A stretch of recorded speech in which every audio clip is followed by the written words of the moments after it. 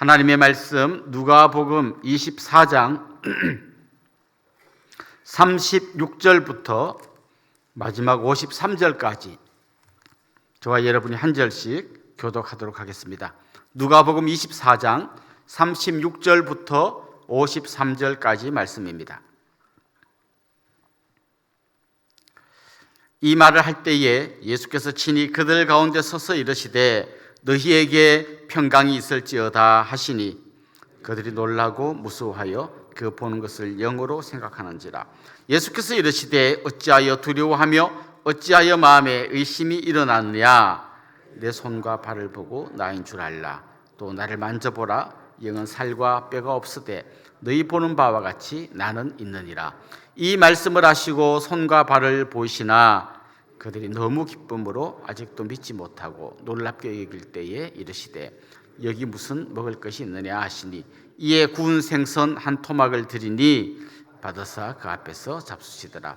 또 이르시되 내가 너희와 함께 있을 때에 너희에게 말한 바 곧 모세 율법과 선지자의 글과 시편에 나를 가리켜 기록된 모든 것이 이루어져야 하리라 한 말이 이것이라 하시고 이에 그들의 마음을 열어 성경을 깨닫게 하시고 또 이르시되 이같이 그리스도가 고난을 받고 제3일에 죽은 자 가운데서 살아날 것과 또 그의 이름으로 죄사함을 받게 하는 회개가 예루살렘에서 시작하여 모든 족속에게 전파될 것이 기록되었으니 너희는 이 모든 일의 증인이라. 볼지어다 내가 내 아버지께서 약속하신 것을 너희에게 보내리니 너희는 위로부터 능력으로 입혀질 때까지 이 성에 머물라 하시니라. 예수께서 그들을 데리고 베다니 앞까지 나가사 손을 들어 그들에게 축복하시더니 축복하실 때 그들을 떠나 하늘로 올려지시니 그들이 그에게 경배하고 큰 기쁨으로 예루살렘에 돌아가 늘 성전에서 하나님을 찬송하니라. 아멘.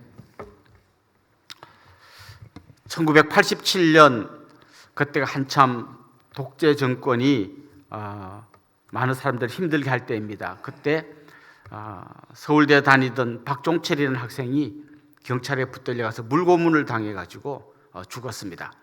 그런데 잠시 후에 나중에 발표된 걸 보니까 탁 쳤더니 하고 죽었다. 이렇게 말도 안 되는 발표가 나왔습니다. 그때 황적준이라고 하는 의사 선생님이 부검에 참여하게 됐습니다.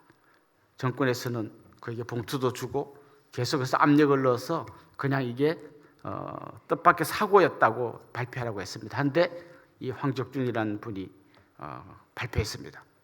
이거는 물을 먹어서 됐고 목이 눌려서 질식해서 죽은 거다라고 발표해서 그야말로 나라가 뒤집어졌습니다.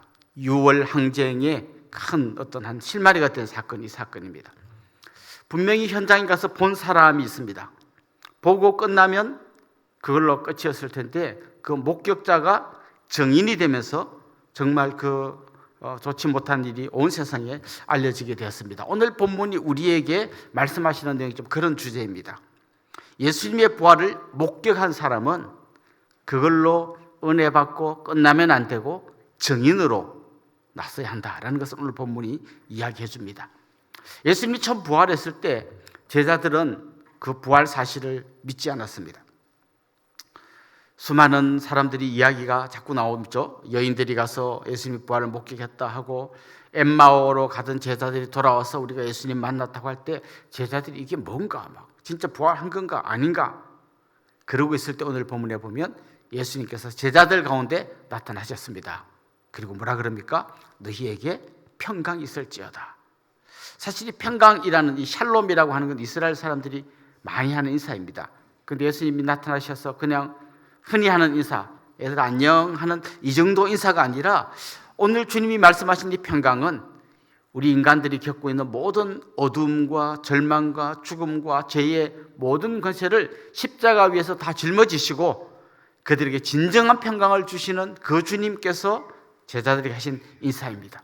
이제 너희들이 갖고 있던 그 모든 어두운 짐은 내가 십자가에서 다 못 박아 버렸다. 이제 너희들에게 진정한 평강이 있을지어다. 이렇게 인사하신 것입니다.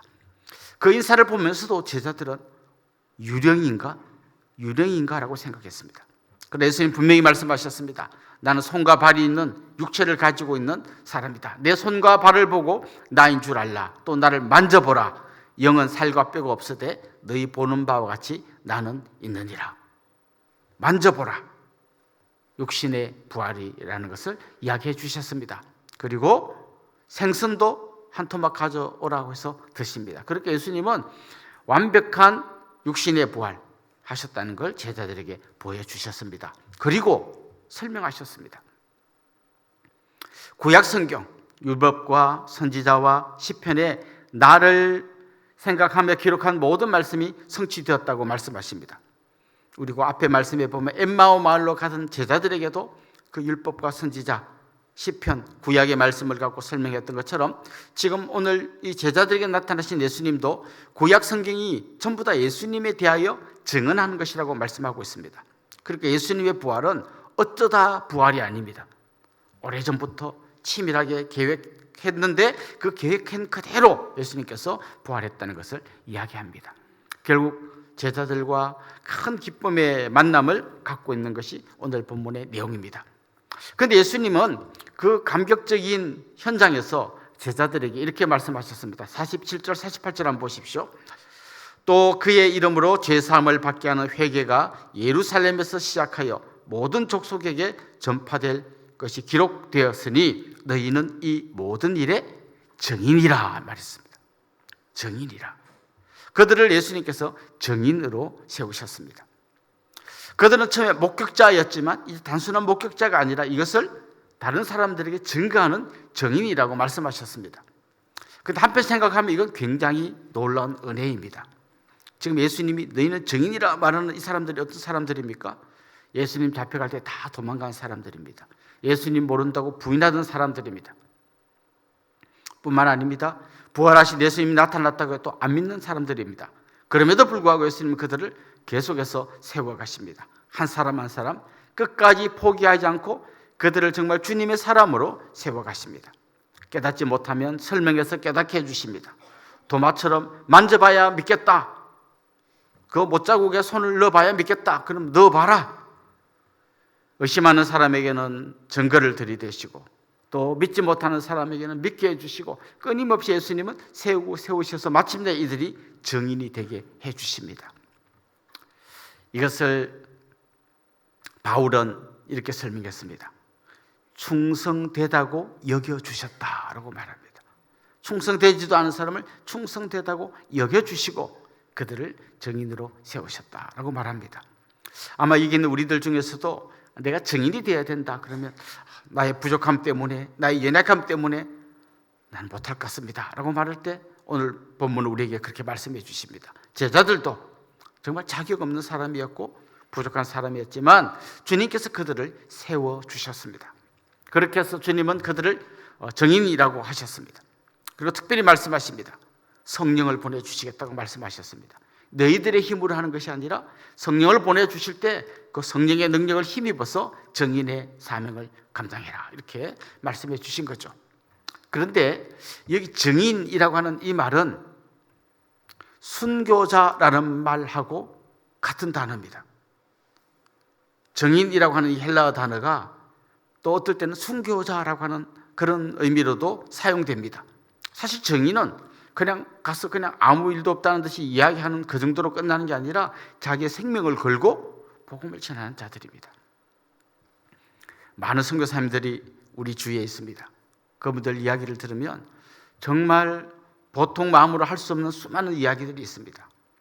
공산권, 이슬람권, 힌두권 굉장히 많은 방해가 있습니다. 추방하고 감옥에 가두기도 하고 잡아가서 겁을 주기도 하고 비자를 연장해 주지 않아서 계속 내쫓는 그런 일들이 많이 있습니다. 어떤 나라들은 또 홍수가 해마다 납니다. 방글라데시나 파키스탄 같은 데는 홍수가 많습니다. 그래서 뭐 전국 토의 70%가 물에 잠길 때도 있고 그래서 선교사님 집도 물에 잠겼다 뭐 이런 이야기를 듣습니다. 그리고 의료시설이 열악하기 때문에 굉장히 힘들게 또 누가 아프거나 이럴 때 힘들어하는 경우도 많이 있습니다. 자녀들 교육도 문제입니다. 이 자녀들을 교육할 때 언어가 통하지 않고 문화가 다른 그곳에서 자녀들이 굉장히 힘들어하는 경우가 많습니다. 이는 수많은 어려움들을 갖고도 선교사님들이 현장에 가서 복음을 전합니다. 그들은 정말 순교의 각오로 복음을 전하는 분들이 많습니다. 우리가 파송한 김종윤 선교사님이 처음에 인도에 가서 한 2년 단기 선교를 한 적이 있는데요. 그 인도 사람들에게 몰매를 맞아서 거의 반 죽을 뻔한 적도 있습니다. 그리고 또 중국 가서는 공안에 붙들려 가서 엄청 많은 고통을 당하고 추방됐습니다. 수많은 이런 어려움들이 선교 현장에 있습니다. 그래서 우리도 정말 사람들의 핍박을 두려워하지 않고 복음 전해야 되지만 선교사님들이 순교의 각오로 복음 전할 때 기도해 주셔야 합니다. 그래야 그들이 정말 능력 있게 복음을 전할 수 있게 될 겁니다. 우리 한국에 복음 전했던 많은 우리 그 앞에 오신 선교사님들도 고통을 겪었습니다. 양화진에 가보면 그 선교사님들의 어린 자녀들의 무덤이 있습니다. 조그마한 무덤들이 쫙 있는 걸 봅니다. 풍토병에 걸려서 제대로 치료하지 못해서 아들을 묻고 그러면서 우리에게 복음을 전해준 선교사님들이 계십니다. 그래서 우리가 이렇게 예수 믿고 있는 것입니다. 사랑하는 성도 여러분, 저는 이번 부활주의를 지나면서 여러분이 어떤 생각을 하고 계신지 모르겠습니다. 부활의 능력을 여러분이 경험하기를 원하고 그 부활하신 주님께서 마지막에 제자들에게 증인으로서의 사명을 다하라고 말씀해 주셨던 이 말씀을 우리 가슴에 새기고 부활의 목격자로 끝나는 게 아니라 부활의 증인으로 든든히 서는 우리 온 성도들이 될 수 있기를 주님의 이름으로 축원합니다.